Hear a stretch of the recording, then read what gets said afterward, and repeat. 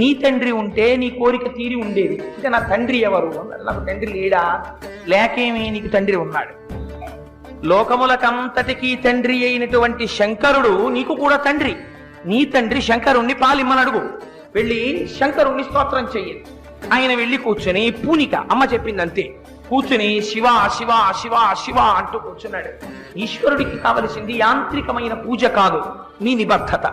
పిల్లవాడు తన తండ్రి శంకరుడని నమ్మి శివ శివ శివ శివ అంటుంటే శంకరుడు వచ్చాడు. ఏమి కావాలి నీకన్నాడు. నాకు పాలు కావాలన్నాడు. నీకు పాలేమిరా, నువ్వు పాలు తాగి పెడతావా?